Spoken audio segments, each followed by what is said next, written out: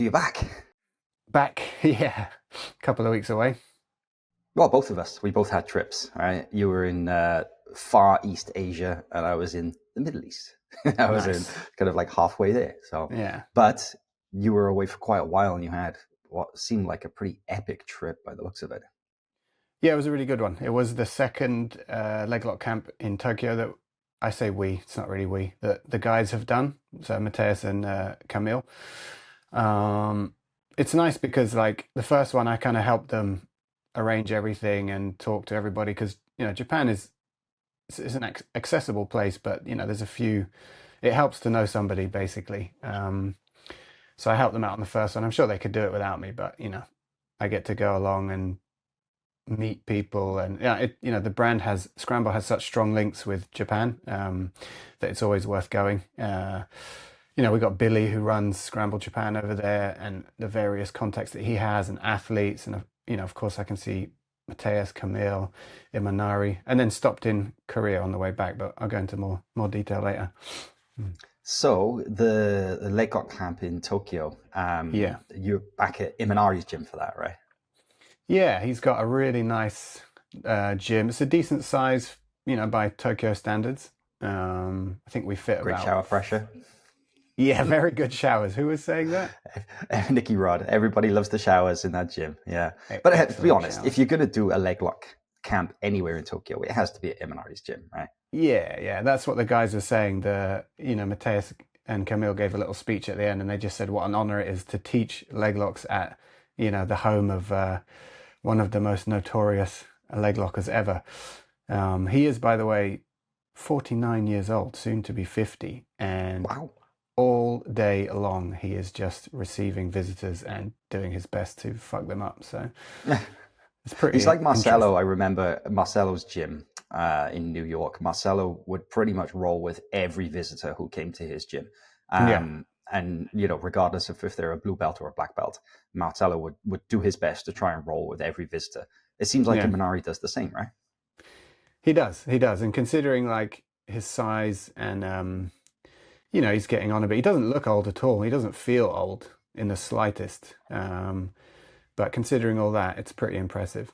But I did have a chat with him on day one because I was desperately trying to stay awake because I arrived at like 7 a.m., which I've never done before, and I thought would be the worst possible time to arrive because like normally if I'm traveling that far, I like to arrive sort of late afternoon, early evening because you're kind of knackered from all the travel and it just gives you enough time to settle in, like have some food, have a beer, have a shower, and then sleep.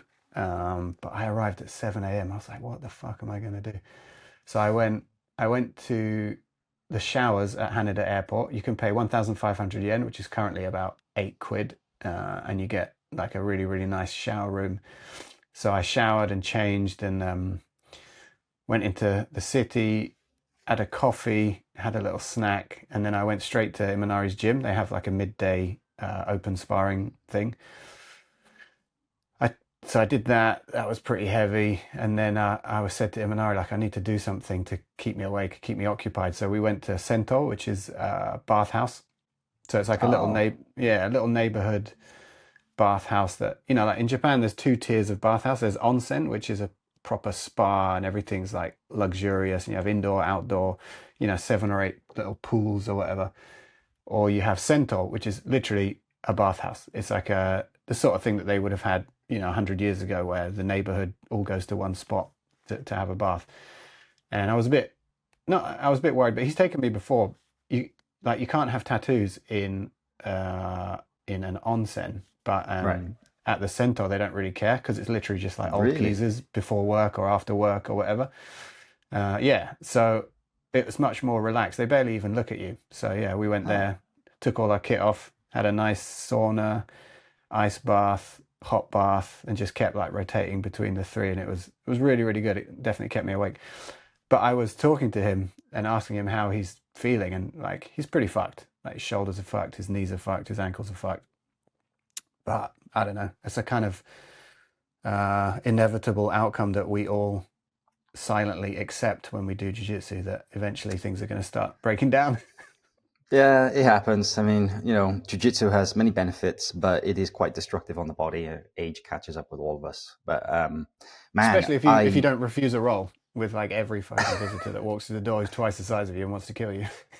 that is true. That is true. Man, I always wanted to try out the onsens in Japan, Yeah, but I've got a full sleeve tattoo from wrist to shoulder and a bunch of yeah, others. Like I've got a big one on my ribs and stuff like that. So I know that some places will give you like a little plaster to kind of like, if you have a small tattoo, sometimes you can just stick it on and cover it yeah, up. yeah. But there's no way I can cover up this. And then they told me, oh, well, you can still go to some sketchy baths with all the gangsters and stuff and nobody cares. But I'm like, that's tricky. So I reckon you maybe could get next away time with a I'll sento. Yeah, really.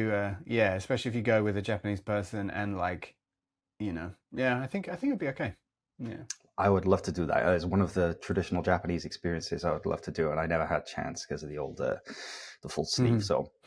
So Yeah. the training was fun. It sounds like a pretty good jet lag cure because the jet lag to Tokyo is brutal. I've done that trip a couple of times, and I always find myself awake in the middle of the night. It's Yeah. rough, but I do remember actually Gianni Grippo said this to me a few years ago, and again came from Marcelo. We're in Abu Dhabi, and the guys from USA to Abu Dhabi, the time difference is considerable. It's pretty brutal. And Gianni always said to me, he said, Marcelo told him the first thing you need to do when you arrive is you need to train, whether Mm. it's rolling or whether it's just go to the gym and do a workout or something like that. But there is a lot to be said for just getting off the plane and however you feel, just get a good workout, get sweat going, get all that scuzzy plane shit out of your body, and it hopefully gets like a bit of a accelerated hard reset, right? Yeah, I felt like that. I'll probably do it again if I get the chance. Yeah, because some part of you is like, oh, I'm really tired. I don't want to go and do jiu-jitsu and get beaten up. And then you're like, Mm. actually, no one gives a shit. Just go and do it, and you feel much better afterwards.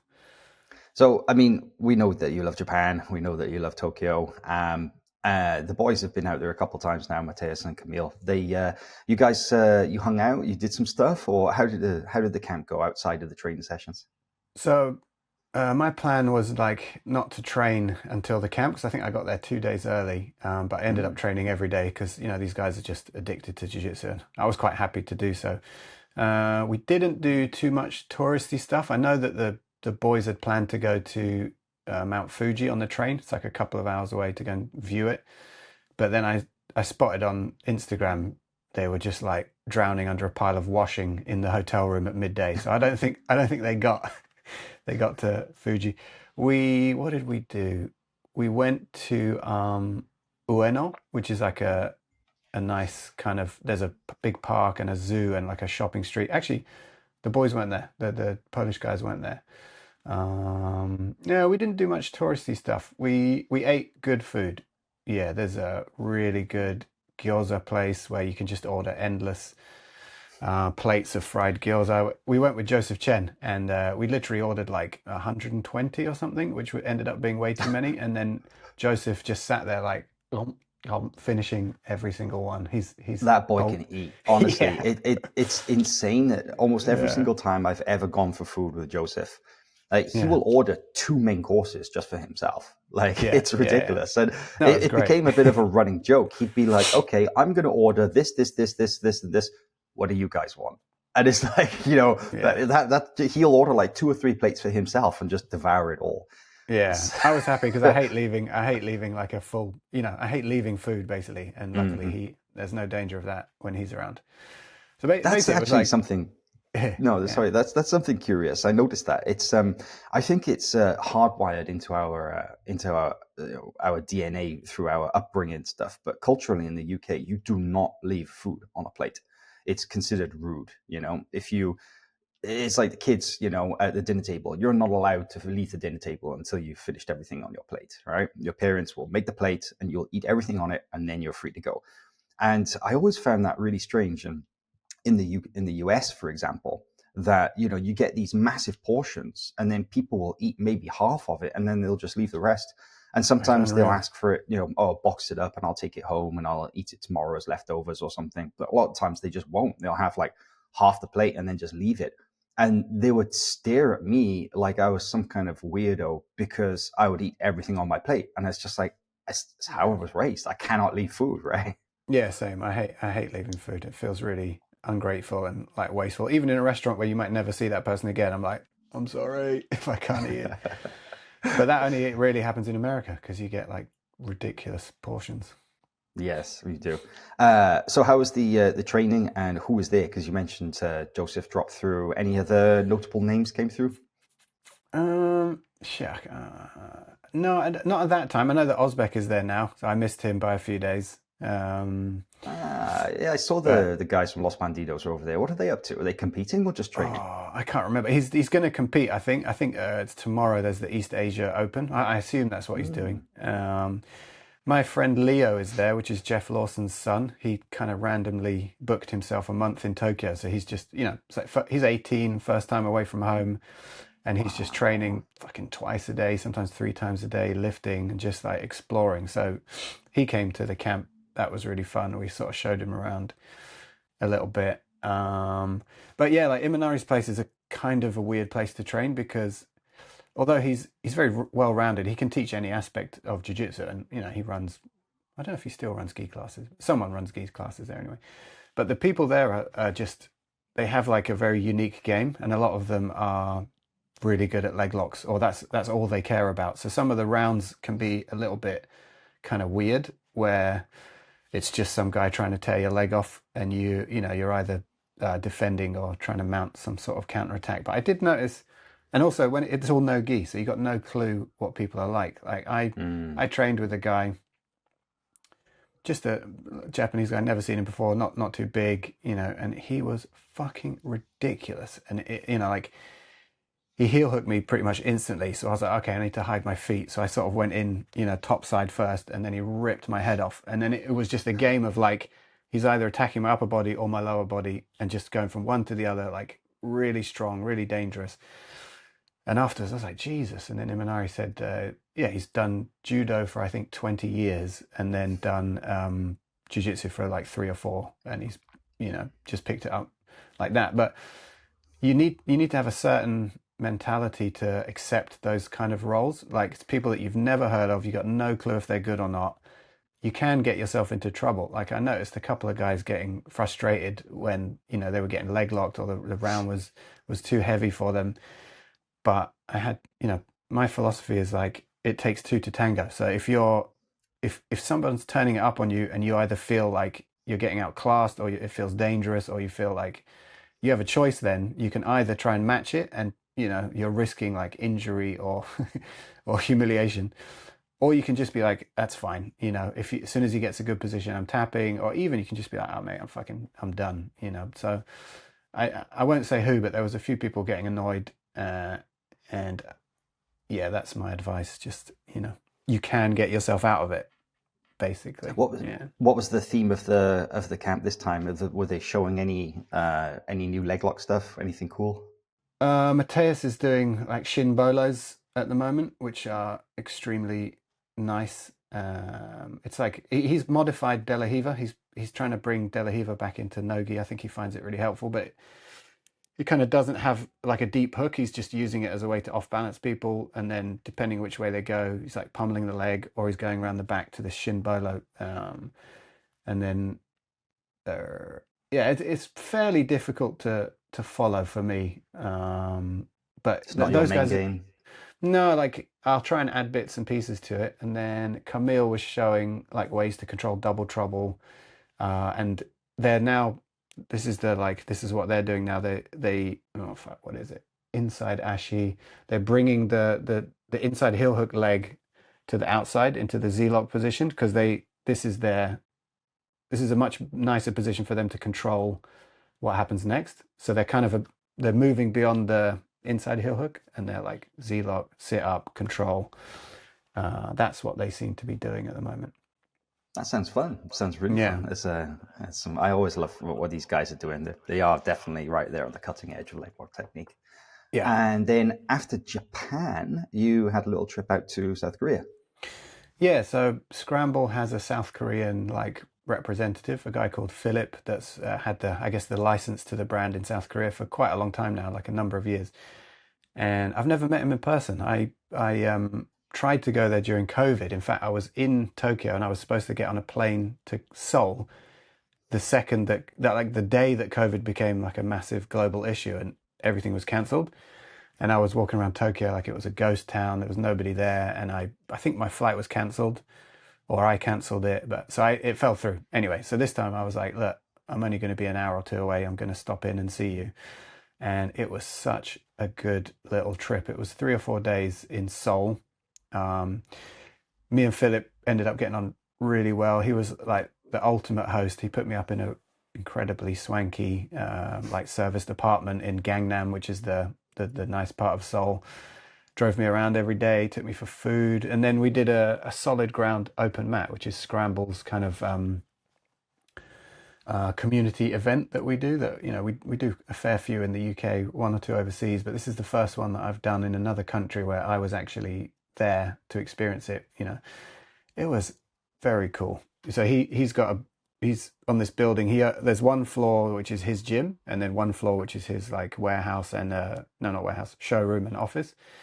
And the gym is very nicely built. It's got like raised mats with LEDs underneath and projectors on the walls and stuff. So we sold like 30, 40 tickets, and I said, do you know who these people are? He was like, no, they're just people that are just fans of the brand that want to come. Wow. So the solid ground kind of environment is really nice. I've got a particular playlist that we play, which is a mix of like, I don't know, it's just songs that go really well with training. The volume has to be very loud. He had these cool like LED lights flashing, and we just did 2 solid hours of sparring, and it was just such a good atmosphere and environment. And then after that, we went for dinner there's like 6 athletes that he sponsors on our behalf kind of thing. And I got to know them. It was really fun. We ended up communicating in Japanese because, it was like a language that we shared. Mostly the girls, actually, because not all of them speak English, and I don't really speak any Korean. So that was kind of funny. It did melt my brain a little bit after a couple of beers, but it was really good. Yeah. How's the level out there, the level of jiu-jitsu? Because the little experience I've had in meeting and training with some Korean people in different parts of the world is that I've noticed that they tend to be very, very good, but my sample size is not really enough to speak about the community as a whole. But how did you feel about it when you were there? I think in the gi, they are decent. They have a couple of like pioneers in the gi. No gi is definitely a young sport in South Korea. Like, it's less popular. There's less schools that focus on it. I think, like I'm not an elite black belt by any means, but I felt very comfortable with pretty much everybody that I trained with. I mean, maybe they were being really polite, which is very possible, but I was able to do, my kind of game on them, such as it is. So yeah, but it's exciting for me because it's a new market, and like Scramble has somehow become the no-gi brand in that country. So to see that it's a growing market and that we're kind of at the front of the apparel side of it is pretty cool. That's really exciting. Oh, that's awesome. Man, that's so cool. That's so cool. Now you're back and you got sick. So thank you for making sure that you could suck it up for the podcast today, because it's been a little while since we did the last one. Yeah, for sure. But I did manage to squeeze in an episode while we were both traveling, because I was in the Middle East. I went to Al Ain, which is near Abu Dhabi. It's about an hour and a half drive from Abu Dhabi, and it's not very well known, but it's kind of technically part of the Abu Dhabi Emirate, but it's another city. And it's kind of interesting, actually. It's the first time I'd ever been there. They hosted an ADXC event, the first ADXC event for a while. And so I was out there to commentate. And they had some great matches. They had like Gabriel Souza versus Juan Alvarenga in the main event, and then had Helena Crevar versus Salah Simula in the co-main. And so it was a fun event. It was really cool. There were a lot of locals as well, but it was a great atmosphere. It was a great show. Always super high production levels, and it was nice to be back with that crew of people as well. And hopefully they'll be back next year with more. But while I was there, I did manage to film an episode of the podcast with Helena, and we did it in the lobby of the hotel. And just briefly, it was kind of funny because the hotel is a really nice hotel. It was really big. And I had some friends in Abu Dhabi who were kind of like, oh, we want to come over to the show. But we were going to stay over, but they couldn't find a hotel anywhere in the city at all. Like every single hotel was fully sold out, fully booked that weekend in Al Ain. And it's not a small place, you know, it's a pretty big city. And they were like, what's going on? And I guess must have been something going on like in the whole city that weekend, because in our hotel, I mean, there were tons of jiu-jitsu guys, obviously, with all their coaches and stuff like that. But then we also had 3 soccer teams staying in our hotel. We had Bahrain, Oman, and Saudi Arabia. And it was kind of, I think, and Egypt. That's right. I remember we had Egypt as well, because I don't follow football, but what's that really famous Egyptian soccer player, the one who used to play for Liverpool and stuff? Salah? Mo Salah. Yeah, he was there. He was staying in our hotel. Yeah, and they had super tight security. Like every time you had to go in and out of the hotel, you had to pass like a metal detector, and they had people checking you and stuff while you were there, because they literally had fans like waiting for him, like hanging out, trying to sneak into the lobby. Oh, huge. And then all the other local players as well, you know, that really big in the Arabic world. So I guess there was something big happening in the football world in Al Ain that weekend. But it was kind of fun. It was really fun. Like the main event was really cool because Juan and Gabriel had a great match, and Gabriel was able to submit him in the 3rd round, which kind of blew my mind a little bit. That was a nice kind of stamp on that particular event. You know, it's always nice to have a submission in the main event. Is it 3 5-minute rounds for them? 5 3-minute rounds, actually. Ooh, yeah, wow. It's only 3-minute rounds at ADXC, which is curious. Yeah, very, very short time to work. I wasn't sure how I felt about the rules when they when they first started, but I'm kind of a fan, because I mean, I'm sure there's no chance to stall, right? 0 stalling. Like they do not tolerate stalling in any way, shape, or form. They're very, very quick on the resets, on the restarts. It's in the cage, so if they get stuck in a clinch against the cage, or if somebody gets stuck in, say closed guard up against the cage or something, then the referees are just like, okay, stop, back up, go again. And I like the 3 minutes as well, because in the event that you get like a bit of a boring match, and this is where the rounds just save the day, in my opinion, but you get that break and you get a do-over and you get a second chance. And instead of, let's say, it being a 10-minute match and it slowing down and being boring, you have to wait until the end of that match for things to resolve.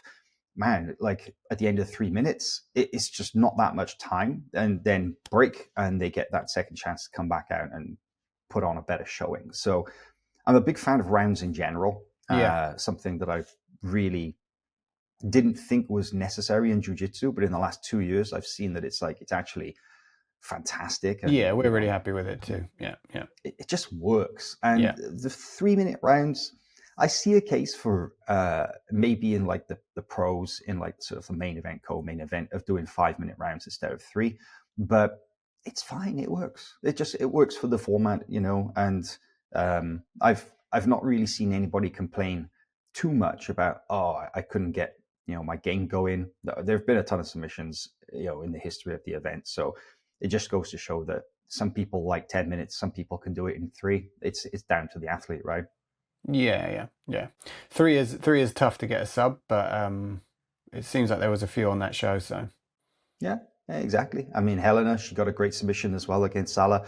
Helena looked freaking unstoppable. I think that Salah was able to survive the first round. I can't remember if it was a second or third round submission now, but I mean, Helena was dominant in the first round, but Salah was able to kind of hang on, and then it just kind of the momentum just kept going further and further in Helena's direction, and she got a really nice submission. It was a very unusual kind of submission, actually. It was like a reverse katagatame from top. So you've seen the submission when people hit like the seated katagatame. It looks like an arm in guillotine, but the arm is passed to the same side the head is on in the body. So it's like an anaconda, but you don't triangle the arms. You know what I'm saying? So like it's almost like a guillotine grip, and you sit down and you finish the choke like that instead of triangling the arms like an anaconda. Well, what was curious was that she did that sort of the arm in grip like a guillotine, but it was technically an arm triangle because the arm was passed across. But she finished it from top half guard, which was really, really cool. So just another thing that Helena has, added to her toolkit, and she just looks so better and better. Really, really good. She's a monster.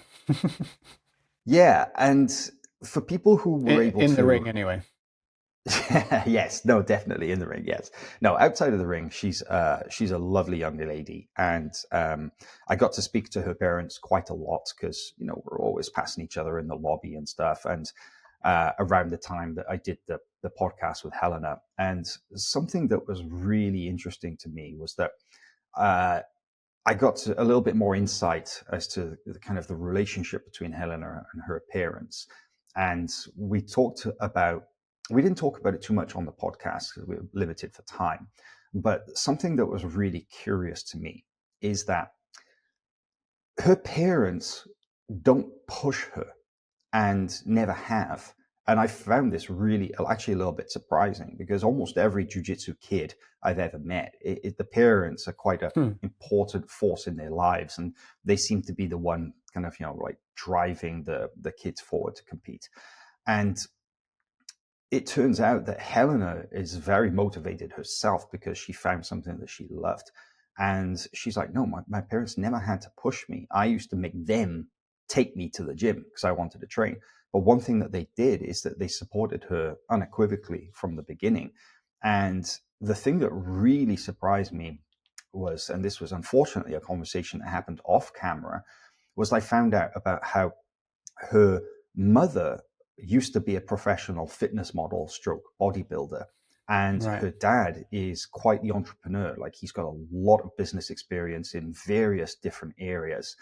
And what's really cool is that together they have like some excellent experience to help guide her navigate the kind of the professional landscape of jiu-jitsu, let's say, because her mother with her experience as a pro athlete and then her father's business acumen, you put that together and Helen's got everything that she needs to kind of succeed in a professional sport. And it suddenly explains so much, right? Yeah. It's she has everything in place to be as successful as she is.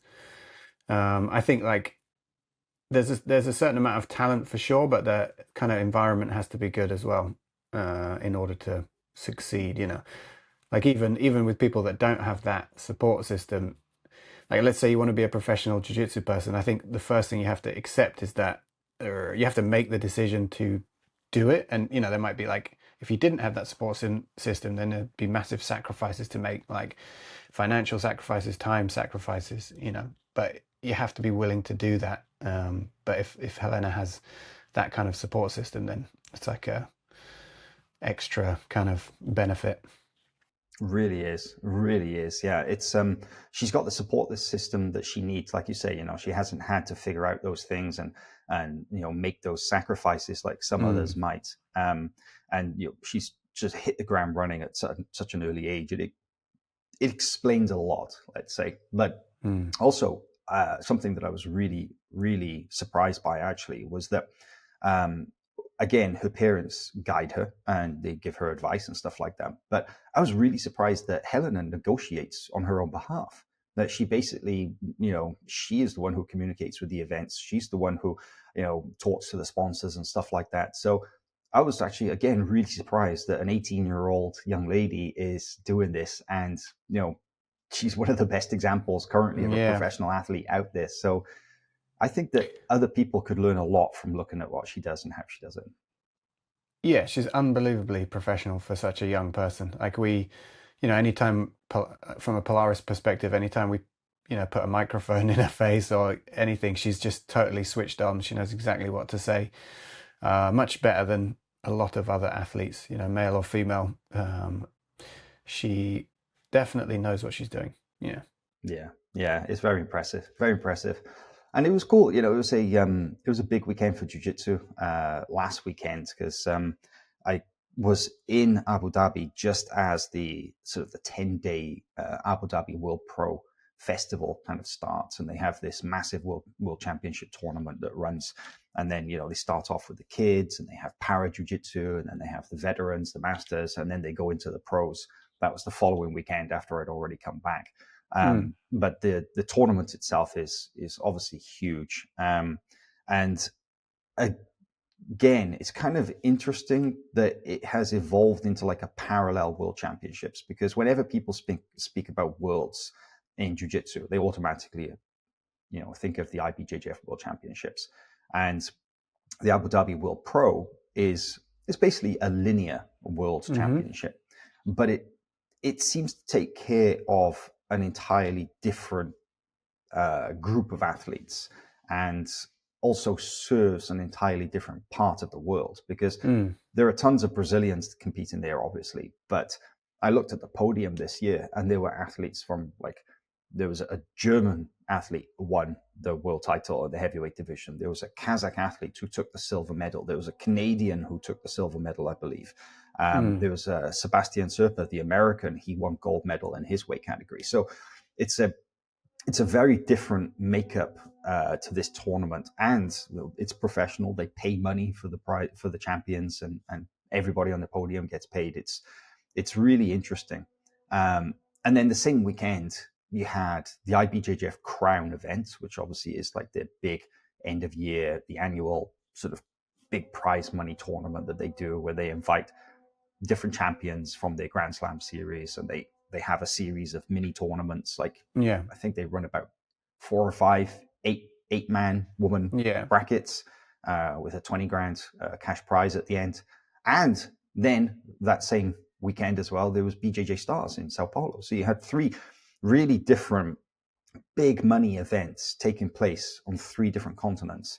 And I wrote about this on my LinkedIn, which I don't do very often, but I thought this was a good example to investigate. I actually had a look at it, because it was my rare look at LinkedIn. Yeah.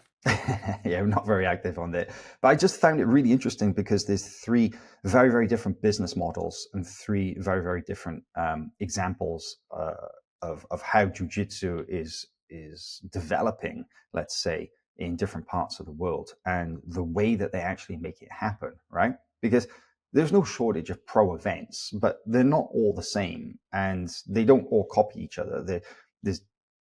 Your model is very different to, say, Who's Number One, and that's very different to, say, Quintet, and then that's very different to AIGA, and that's very different to BJJ Stars. So you look at those 3 events, and there's a lot to break down from them, right?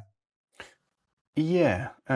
Sometimes I wonder if the jiu-jitsu industry will ever kind of level out and have an accepted, I don't know, or the pro jiu-jitsu industry, I should say, because I feel like you just outlined, the amateur one is basically set up at this point with IBJJF being the main component, but then 1 or 2 other events beginning to gain a pretty decent foothold. But pro jiu-jitsu just feels like a Wild West still. It's been 10 years now with Polaris.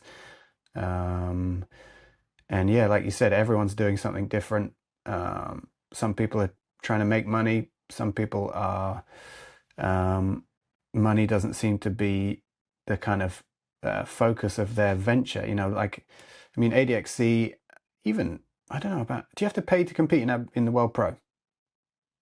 Yeah, probably. I think there is a registration fee. Yeah. I want to say there is. Yeah. I would imagine there is.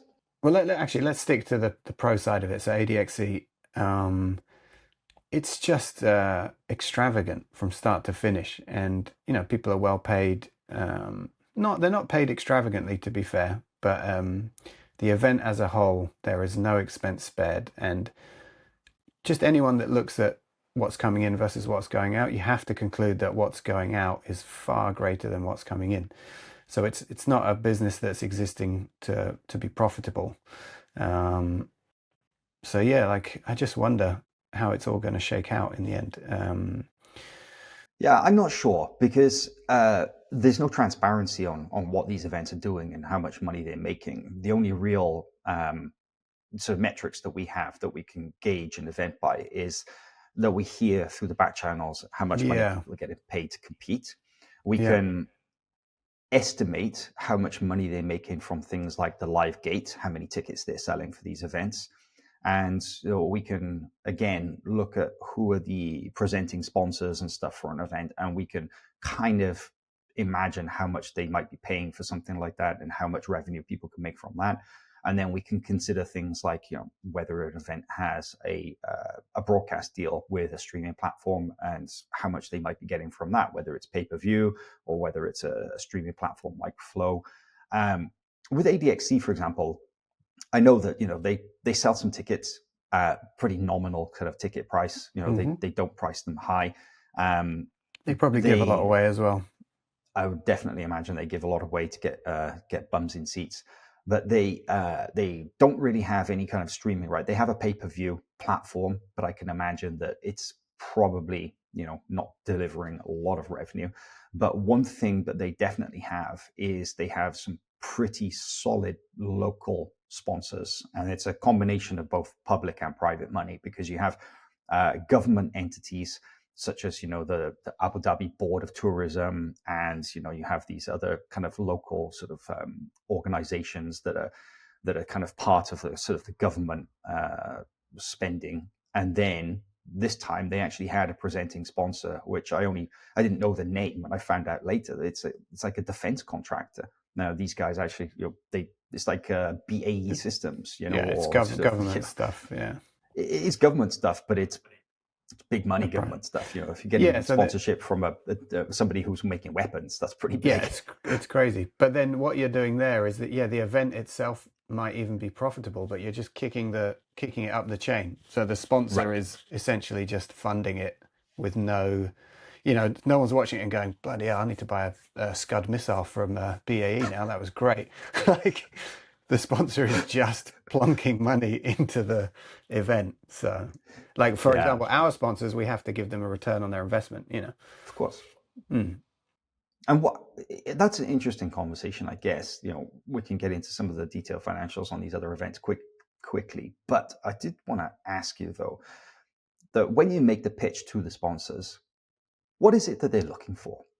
What is it that these guys are actually asking for? Because it's so hard to, let's say, quantify that return on their investment. These guys have to accept that my sponsorship, I'm paying this much money, I want to get this in return, but it's not necessarily, let's say, for example, referral clicks via a specific link. It's X amount of exposure and branding at an event. It's quite nebulous to try and describe exactly what sponsors are looking for, right?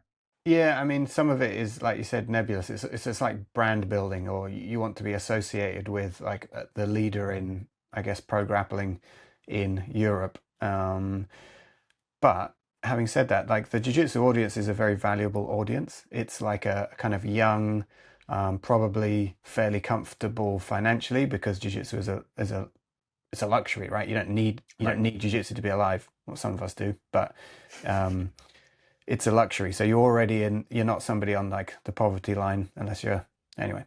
So it's like a young, usually healthy, employed demographic, male and female. So it's a good demographic to sell to. So we're usually getting sponsors that want to engage with that audience. Yeah. So just going back quickly to those three events, I did a little breakdown to kind of look at how these events we're just talking about, their revenue models. And like Abu Dhabi, whether it's ADXC or World Pro, I already mentioned that they have these really generous sponsors. They have a mix of government organizations and private companies in the Gulf region. The IBJJF, they had only one presenting sponsor at the Crown, and that was Kings. And Kings is one of the biggest brands in the world for jiu-jitsu. And then, of course, they do sell tickets to the event in the Pyramid. It's very hard to tell the number of people inside the arena because it's kind of all blacked out, right? So you can't really see how many people are in attendance. But they also have the streaming rights from Flow, and they have, a multi-year contract with Flow. They get paid X amount of money per year. So, they've got a nice chunk of change coming in to help production on the event. But you have to imagine that they are drawing on their revenues that they make each year, Yeah, through for their sure. main business of running the amateur grappling tournaments to then pay for a big pro event like this, right? Yeah, it's almost like they're giving something back, right? They're like, we've been, not being judgmental, but they're like, we've been taking money from the jiu-jitsu community for all this time, and now this is our chance to give it back to the best athletes. Right. And then I look at BJJ Stars, and they've got the I call it the triple whammy of streaming rights, because they've got the streaming deal with Flow. They have a really healthy live gate, because they definitely sell a lot of tickets to the audience. And Sao Paulo is one of the biggest jiu-jitsu markets in all of Brazil. They've got a very, very large jiu-jitsu community, and those guys, they really love to come out. And I mean, every BJJ Stars is basically a sellout. They've got a couple of thousand people inside that arena. And then they actually have some really, really solid brand sponsorships. And in the last year or so, one thing that's very, very interesting to see BJJ Stars is they've acquired what has to be one of the biggest sponsorships that I've seen in general in the jiu-jitsu world, is that they actually have a beer called Spaten. And Spaten is it's actually originally, it's like a German lager, but it's produced by Anheuser-Busch InBev, which is one of the most gigantic brewing conglomerates in the world that I think at one point owned things like Budweiser and stuff like that. Yeah. So, we're talking like a multi-billion-dollar company investing in jiu-jitsu. That really got my attention. And that is the Spaten element as well is huge, because in between matches, they're drinking beers. No. Yeah, well, they are. They're like, in between matches, they'll cut to like sort of, a sort of a ringside reporter, and they'll have a bunch of people sort of around a table drinking beers and talking about the next match and interviewing sort of, different personalities or athletes and stuff like that.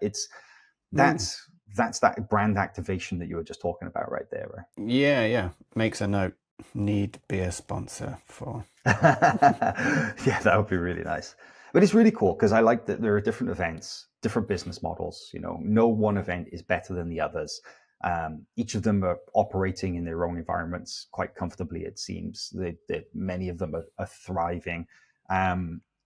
But it just goes to show for me that even despite the fractious politics in jiu-jitsu, even despite sort of the lack of cooperation and the lack of, let's say, hegemony in jiu-jitsu, that there is no one organization running everything, that there's a lot of opportunity to succeed in jiu-jitsu, right? Yeah, and as we said before, even from a viewer standpoint, I think I woke up, it was this weekend just gone, wasn't it, all those events? And I started watching the UFC, and I was like, you know what, I'd prefer to watch jiu-jitsu. And then I think I put BJJ Stars on first, and it's just nice to have so many things to watch. Yeah, I put BJJ Stars on and watched Taza get robbed. You thought he was robbed? Yeah. You thought that takedown wasn't a takedown? I just thought he jumped into a dominant position in the first 90 seconds, attacked it for the next 5 minutes, and that was it. That should have won him the match.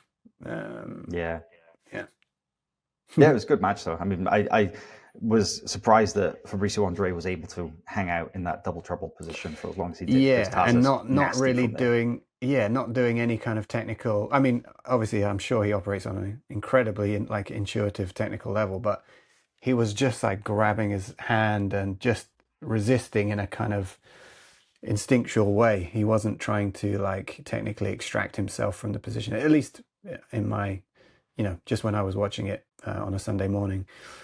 So yeah. Kind of funny actually to see Taza versus Fabricio Andre, Scramble versus Tatami in Brazil, right? That's true. Two sponsored athletes from you guys. Obviously two companies that are so closely linked, and you have such a strong relationship, and then you've got your rival sponsored athletes in the home of jiu-jitsu. Yeah, that ain't bad. So there was actually one other really big piece of jiu-jitsu sort of business news that I stumbled onto just in the last couple of days. And this blew my mind because it really came out of nowhere. And, we've been talking about it, and it kind of shocked both of us a little bit, was that we discovered that there is a new jiu-jitsu gi manufacturer out of Brazil. And I found out about it because somebody that I follow who has links to Abu Dhabi posted about how these guys are now, they've just got the contract to make jiu-jitsu gis for the UAE, which is a very big and very lucrative contract, because these guys are going to be producing every single gi that is worn by every single school child, every single school, every single army base, every single police station where they have jiu-jitsu as a mandatory activity, that these guys are going to be producing thousands and thousands of gis for the UAE. And what really surprised us was that you and I had never, ever heard of this company before, and they are called Mormai, Mormaii. This really came out of nowhere for both of us, right? Yeah, I've just Googled them because we have been talking about it, but I don't know if you know that they are originally a surf brand. I did know that, but only via a little bit of digging. Yeah, I found out that they come from sort of sports, lifestyle, activewear, and it seems that they already had some big contracts with other people, right? Yeah, it seems to be a I'm looking at the Mormai, like the main part of it, 40 years of history, 6,000 licensed products, 15 countries present, sponsored 200 athletes. So they're a huge company, but they haven't done jiu-jitsu before. So, sponsor of the Brazilian Olympic Committee. So, and sponsor of the Brazilian national surf team as well, which is quite large. So this large company has just pointed their focus at jiu-jitsu and successfully acquired that license. But it's things like this happen all the time, and I'm just like, what is going on here? Like a brand you've never heard of just scored the biggest, contract in or one of the biggest contracts in jiu-jitsu, but it seems to happen all the time. It was really surprising for me because, again, like they'd had no presence in jiu-jitsu before, and there are very few notable brands in jiu-jitsu that you and I are not familiar with. I was a little surprised to see that they have like a pretty generic website with a lot of like AI generated art on their t-shirts, and quite obviously AI generated art. It was a bit of a mystery to me how they came out of nowhere like this, but by digging on their website, I've found that they are in the process of setting up a factory, and that they said that it's going to be one of the largest gi manufacturing facilities in Brazil or South America, and they're aiming to be pumping out 5,000 gis a month. Now, for me, that sounds like a considerable number, but I really have no inside knowledge of the gi manufacturing industry to say whether that is a massive amount or whether it's an average amount. Could you give us an idea of what that really looks like? Oh, it's a lot of gis, but most likely they're talking about capacity, right? They're saying we can produce up to, not we're going to produce, but there's two things. I mean, one, I don't know. No, 5,000 a month is ridiculous. I mean, I know the Brazilian market is big. Maybe it is a factor of 10 bigger than it is anywhere else. I don't know. But also, people sometimes don't tell the truth and they just inflate things to make themselves look bigger. I mean, we had a factory visit us and tell us that they were making 2,000 gis a month for somebody, and it turns out when we actually spoke to that person, it was 2,000 gis a year. So he'd inflated it by a factor of 12. But yeah, I mean, a contract like that is probably a case of somebody being in the right place at the right time with the right connections, because we found it with Polaris, and Scramble. If you make the right connections, you can suddenly open up crazy doors that would have been either impossible or unbelievably expensive, to do otherwise. Like we had KSI posting about us on Instagram, and he's an influencer with millions and millions of followers. If a brand cold called him and said, "Hey, can you share this information about our event?" he'd be like, "Yeah, that'll cost you 50 grand or whatever." Because of my reach. And we got it for free because somebody that he's friends with was fighting on the card. So that kind of gave me a bit of reflection at the time. Like, it really is who you know. Like, that is one of the biggest things in business. So I'm assuming that these guys know the right people. Yeah. Yeah, I'm sure they do. I'm sure they do.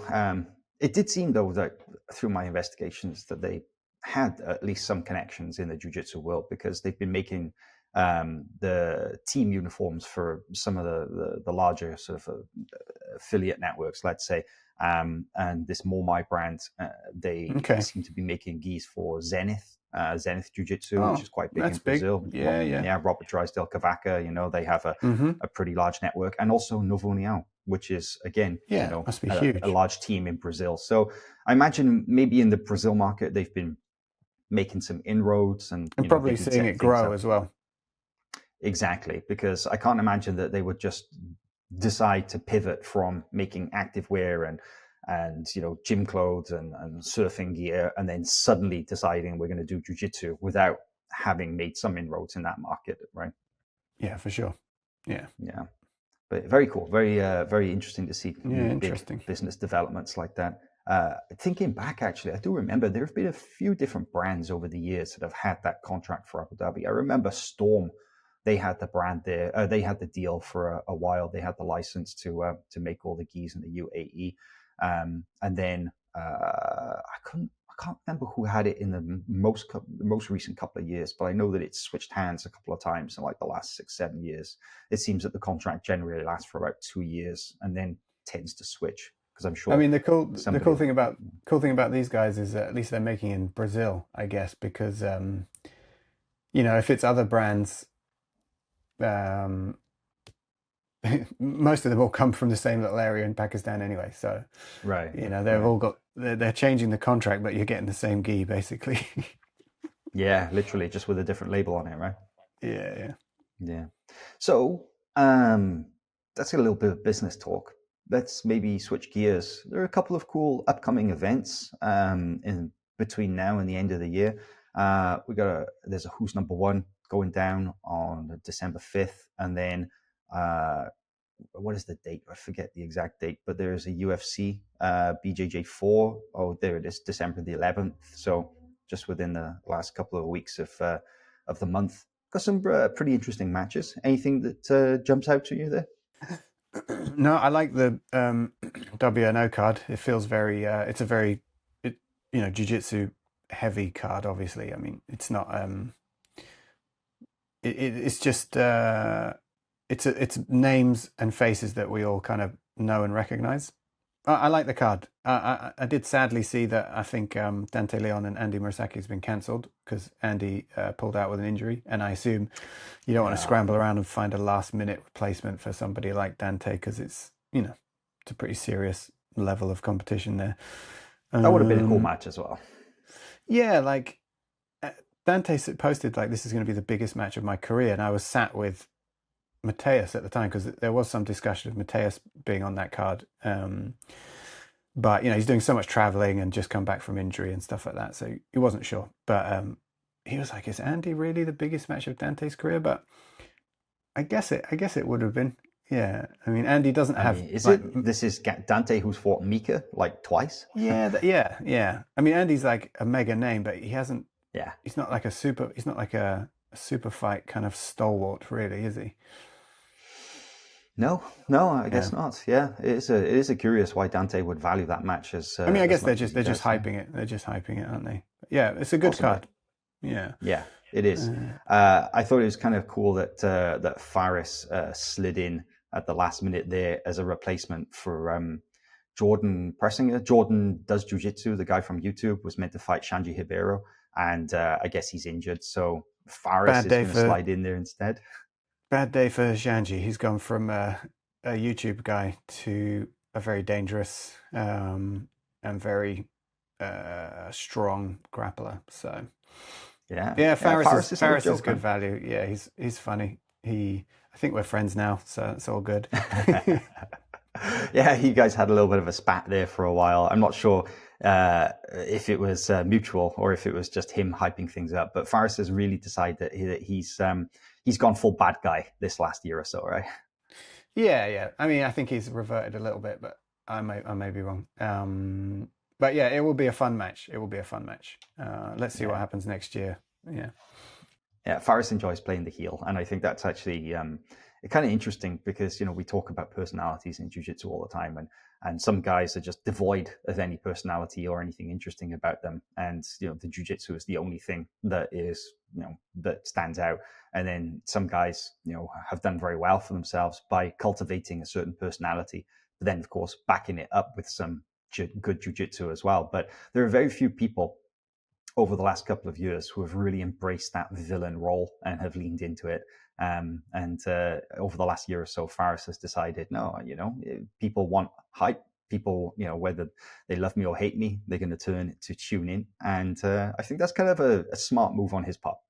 Yeah, I mean, I don't want to say too much because we have some like internal disagreements at Polaris, but I agree with you. I think I'd rather have somebody that people either love or hate, but at least they feel some emotion towards, rather than people you're just completely ambivalent about, because that is just so uninteresting. Yeah.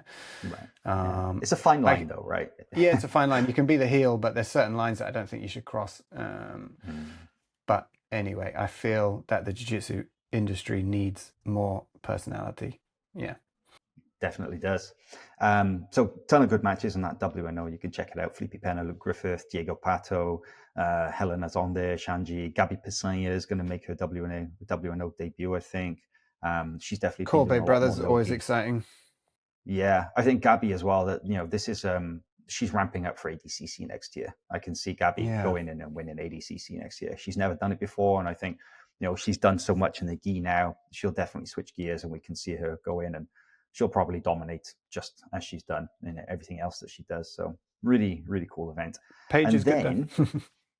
Paige is very tough. And then the UFC BJJ event. And one thing that jumped out for me is that I like how they are expanding their roster, because one criticism that I did have of the UFC BJJ event, and also this extends to prior to the current incarnation, but also the Fight Pass Invitational, I felt that it was a very small, select group of athletes that seemed to be working on rotation. But I do like how they are expanding their roster now, and we're starting to see new faces. So we've got Andrew Tackett versus Elijah Dorsey, William Tackett versus Ronaldo Jr., and but they're bringing in some faces I haven't seen on there before. We've got Maisa Bastos, we've got Alan Sanchez, we've got Amanda Alaquin, Tubby, Sam Nagai, Dorian Olivares. We've got some up and comers on there as well, like Landon Elmore, the guy who recently won EBI. So they're definitely bringing in some fresh faces, and I feel like that roster is starting to expand, and I felt that they kind of needed that. Yeah, I mean, that's a pretty solid card. Bellamir versus Rana Willick is interesting. That's the two, great athletes in their own right, but also daughters of famous tough dudes. Right. Frank Mir's daughter going up against Jocko's daughter. Yeah, Bellamir versus Rana Willick. That is kind of curious. I think it's actually a really smart match to make, because, like you say, it brings in sort of two very, very different notable personalities, but also, like you said, great athletes in their own rights, for sure. It's a solid card. It just it kind of feels like the UFC does to me at the moment. It's a little bit formulaic. There's no big personalities. There's no controversy. And it's only the fourth event, I guess. So there's not like huge amounts of legacy or history attached to any of these matches. But yeah, we'll see. I'll be watching it. Yeah. I think the one thing that has been mentioned to me a number of times by different people that I've spoken to is that they just feel like at the moment there isn't any kind of narrative to follow with the UFC BJJ, and this event pops up, and that you have a series of good matches and you have a series of some decent guys to watch, but there's no like there isn't really a thread running through from event to event yet, and I guess that's difficult when they're only on the fourth one, right? Right. And I imagine that at some point, they're going to build out like a ranking, and you'll be able to have sort of like a mid-ranking match, and then a sort of an upper-ranking match for a guy trying to break through. I feel like this will all come in time, but But yeah, they're great matches. I love the idea of Andrew Tackett versus Elijah Dorsey. I love the idea of William Tackett versus Ronaldo Jr. Those are both championship matches as well. Andrew Tackett's the champion. William Tackett versus Ronaldo Jr. will take the belt. Raquel Canuto versus Aurélie Laverne, that's also a title match. So they're starting to write the stories. Yeah. They are putting in the foundational work, right? Yeah. It does add something having championship matches. I mean, I'd love to see like a kind of UFC BJJ embedded, just to get us more familiar with these. I mean, with these guys' stories, because for me, like that is what it's all about. I love jiu-jitsu, but if there's no story there, yeah, I don't know. That's why still my favorite is go on and on about it, but Pride and now Rising, because you can go to their YouTube channel and there is hours of really well produced content that explains how these people are not just athletes moving around in a ring. They are people with real lives and like hopes and dreams and everything like that. And that's what I kind of need to really enjoy a match or an event. Yeah, I couldn't agree with you more. Well, some good jiu-jitsu to watch between now and Christmas, and then next year is looking pretty stacked. I've been talking to the guys from Quintet in the UAE. They've got big plans next year. We should see their first event, I think, take place in February, and then they've got possibly 6-7 events lined up next year. Hopefully, ADXC will have a solid idea of their schedule for next year as well. Having talked to those guys when I was in Abu Dhabi, they're aiming for about 5 events next year as well. Polaris, you're going to run how many events? 6. Oof. And we're starting with two. we're starting with who's number 1 versus Polaris squads. Nice. Oh, I love that. That is freaking awesome. January 31st. And yeah, there's going to be tons to look forward to next year. I'm sure there'll be loads more Who's Number One, loads more BJJ stars. And yes, it's going to be a big year as well. It's going to be massive. It's going to be really is. But we'll keep doing a couple of episodes between now and the end of the year. I've had this idea for a little while now that I really want to do an episode when you and I talk about jiu-jitsu movies. And any kind of movie that documentaries and movies that have some kind of connection, and maybe we can talk about things like this new Smashing Machine movie that came out with The Rock. I need to see that. Talk about the original documentary and you're making me think of all media. You remember the Zen Machine, Marius Berry? That was a good one too. I do remember that. It was fantastic. Yeah, we'll be able to talk about all of that on a future episode. So sweet. So plenty more stuff coming up. Thanks for watching, listening, wherever you catch this out. If it's on YouTube, leave a like, subscribe to the channel, leave a comment, let us know what you thought. Please leave us a rating on Apple or Spotify. It's always much appreciated. Thank you very much, and we'll see you next time. Awesome.